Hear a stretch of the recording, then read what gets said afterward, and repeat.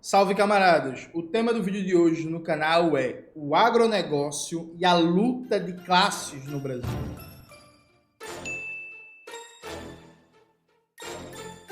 Antes de começar propriamente o tema do vídeo do canal, quero muito agradecer a você que ajuda a manter e melhorar nosso canal a partir do Apoia-se. Seu apoio é fundamental para a gente continuar o nosso trabalho.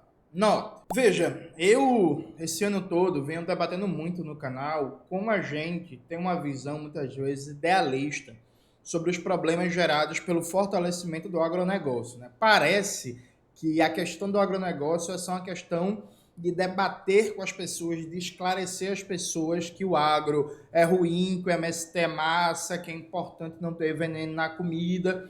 Por aí vai, a gente vai derrotar o agronegócio. Quando o agronegócio é cada vez mais forte, não é fundamentalmente porque eles encontraram uma peça de marketagem, de publicidade muito boa, né? O agro é pop, o agro é tech, o agro é tudo.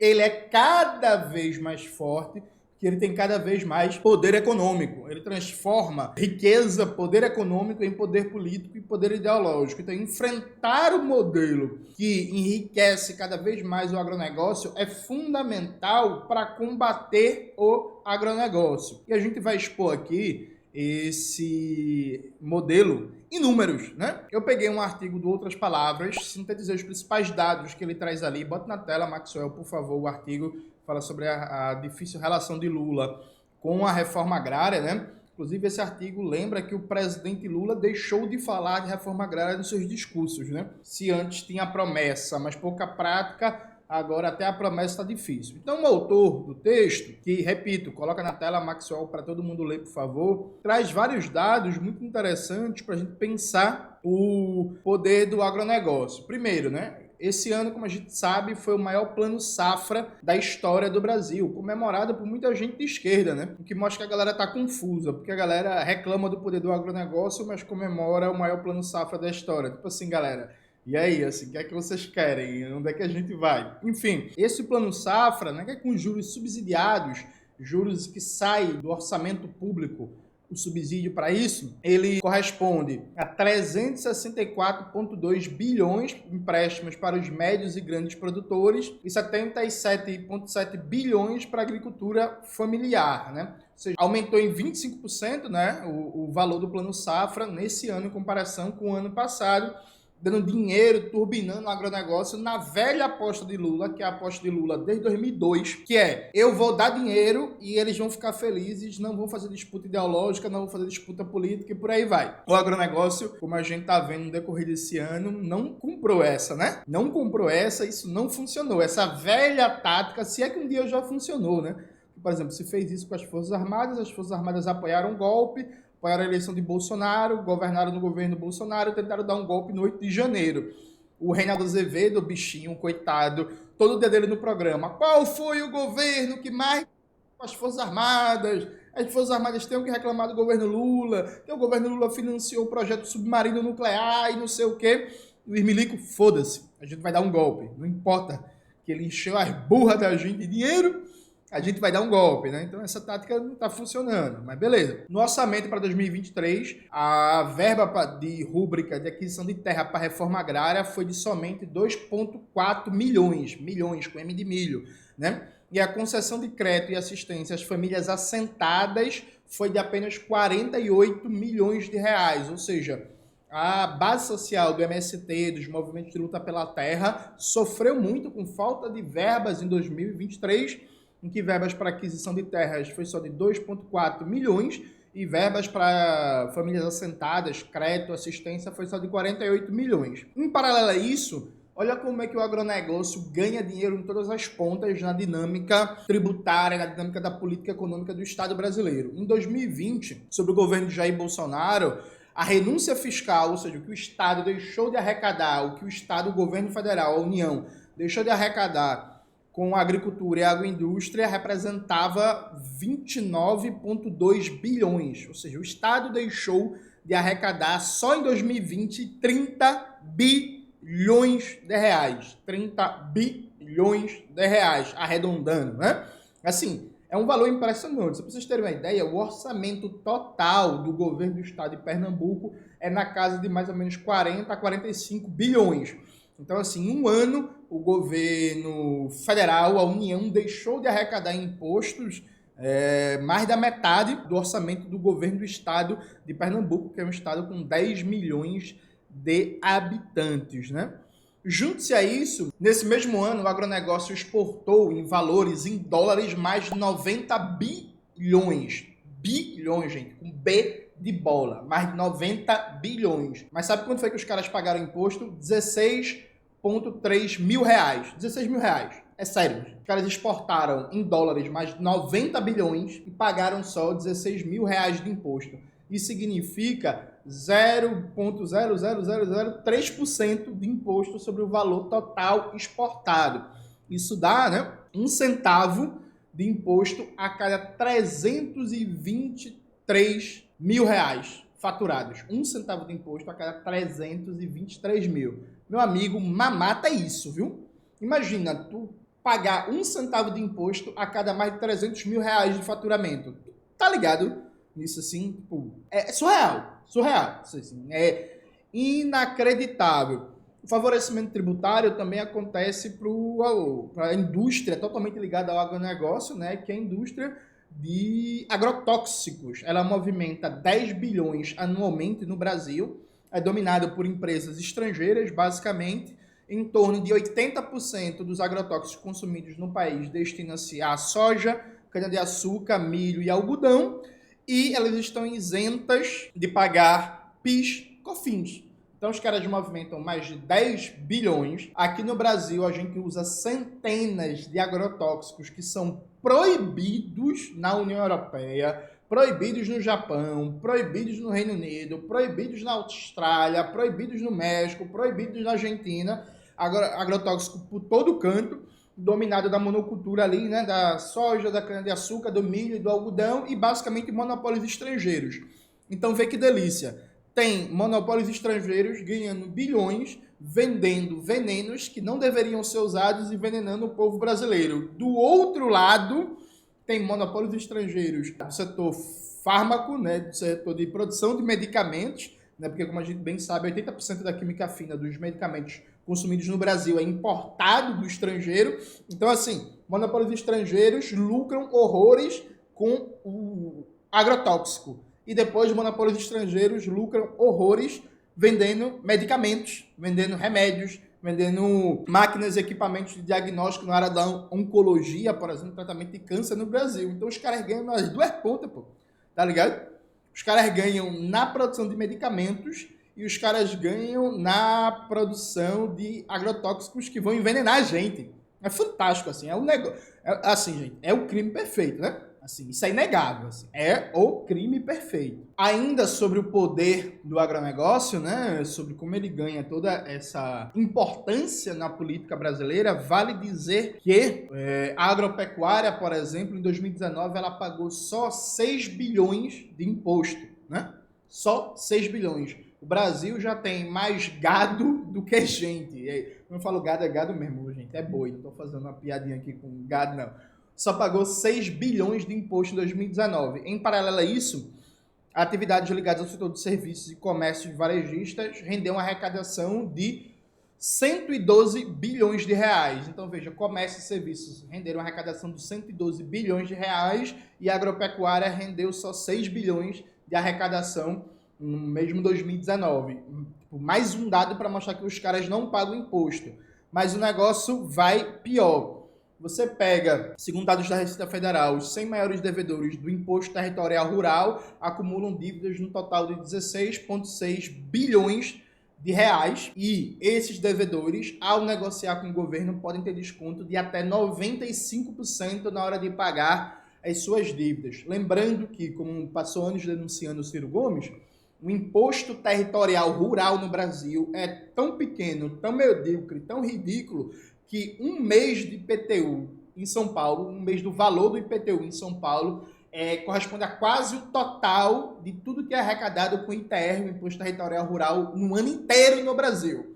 Então você, cidadão, cidadã de São Paulo, você paga proporcionalmente uma alíquota de IPTU muito maior do que o barão da soja do Mato Grosso, sabe? Tipo, do que o barão da soja de Goiás, do Maranhão, do Pará, do interior de São Paulo. Então, assim, você, cidadã do Capão Redondo, você proporcionalmente paga uma alíquota de imposto de IPTU maior do que o Blairo Maggi paga de alíquota no imposto territorial rural. Essa é a dimensão do absurdo, essa é a dimensão da distorção da coisa. Mas aí alguém vai falar, mas Jones, eles são muito importantes porque eles geram emprego, Na verdade, não.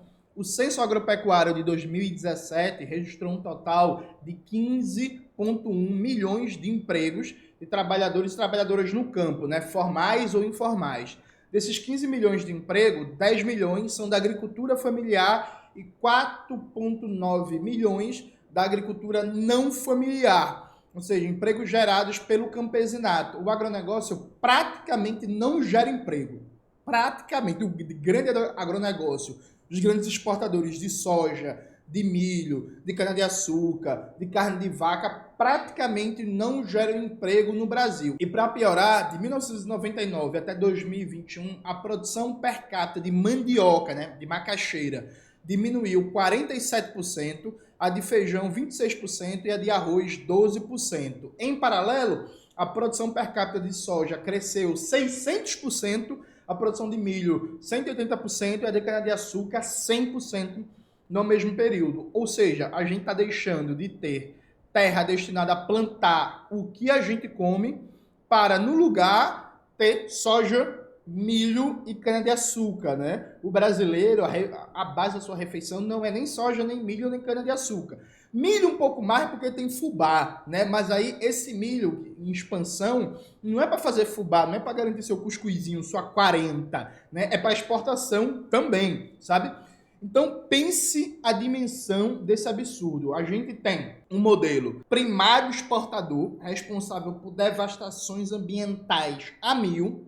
Os caras não pagam imposto, envenenam a população brasileira, os solos, biomas e por aí vai, com agrotóxicos a rodo, né? Não geram emprego, não geram desenvolvimento científico técnico, tem crédito a rodo subsidiado e tem uma série de outros benefícios governamentais colocando instituições públicas, como a Embrapa e as universidades públicas, à sua disposição. Então, veja, a gente não vai enfrentar o poder do agronegócio, sabe, sem fazer um debate sobre a dinâmica que sustenta o agronegócio. Porque onde é que reside o centro do poder dos caras? O argumento imediato é que o agronegócio garante o equilíbrio da balança comercial do Brasil, a atração de divisas. E o que é verdade, num modelo cada vez mais primário exportador, mais reprimarizado, com menor complexidade produtiva,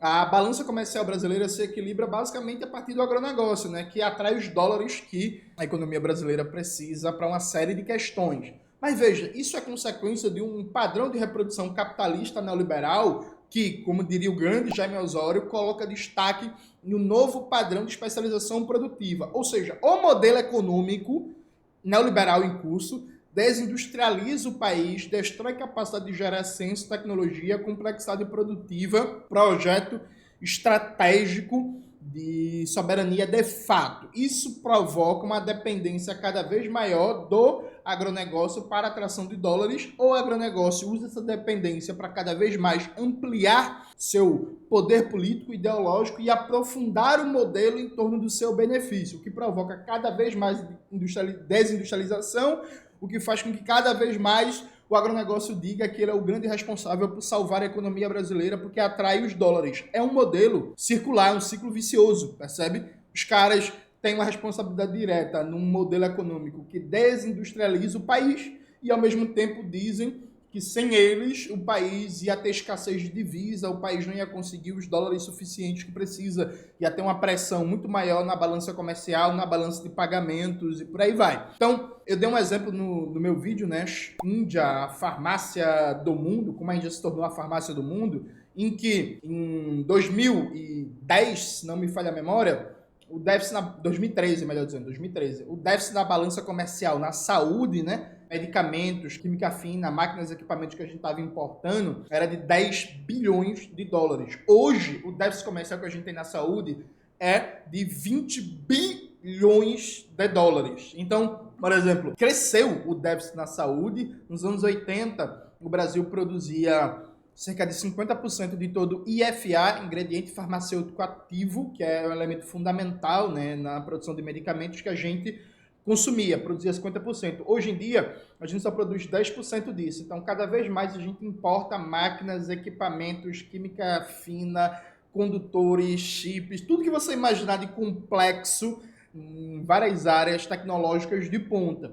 Então, isso aprofunda a pressão sobre a balança comercial, sobre a balança de pagamentos, isso aprofunda a necessidade de ter um escape imediato, que, não, vamos garantir dólares via agronegócio, via soja, via carne de vaca, via minério bruto, via petróleo bruto, só que isso é um modelo suicida. Isso é um modelo que não resolve nenhum dos problemas fundamentais da soberania nacional, do povo trabalhador, que destrói o meio ambiente, que polui os rios, que polui os solos, que causa cada vez mais câncer, que ataca povos quilombolas, povos indígenas, povos das florestas, comunidades tradicionais. Ou seja, é preciso atacar o agronegócio nos seus fundamentos econômicos. E aqui passa por um debate muito sério sobre política industrial, né? Sobre política industrial, sobre política tributária, sobre o uso dos recursos naturais disponíveis no país, sobre geração de emprego, sobre adensamento tecnológico e vários aspectos em que o agronegócio é nocivo, essa é a palavra, é nocivo para o país. A gente está preso a um modelo neoliberal de especialização produtiva que, continuando com ele, a gente está indo para um buraco e para um buraco da pior qualidade, viu, gente? Antes de continuar o vídeo do canal, gente, uma coisa muito importante. Maxwell, que trabalha comigo, Maxwell, coloque sua própria foto na tela aí para as pessoas verem sua cara. Maxwell edita os vídeos do canal, né? E aí ele tá pensando em várias coisas novas, vários modelos de edição, usar animação e tal. E ele precisa de um computador mais potente, um computador melhor, um computador mais eficiente para trabalhar essas novas ferramentas de edição. Ele vai usar o dinheiro dele, eu também entrei junto, falei que pagava 50% do valor do computador que ele escolher, né? Porque vai ter impacto direto na qualidade aqui do canal.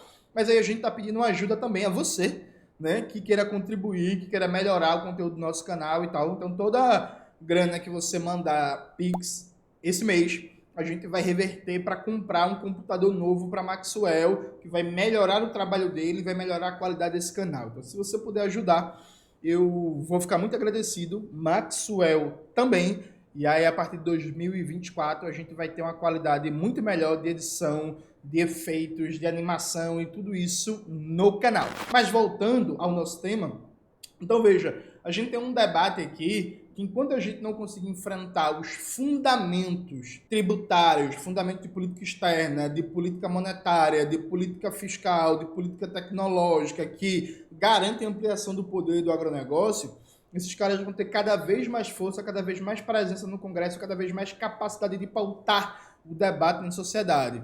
Então, assim, se a gente quer ter chance de vencer, a gente precisa ir até a raiz do problema para enfrentar esses caras. É isso, galera. Espero que vocês tenham gostado do vídeo de hoje do canal. Não se esqueça de se inscrever no canal, ativar o sininho, curtir esse vídeo, compartilhar e tudo isso que vocês já sabem. Um beijo e até a próxima.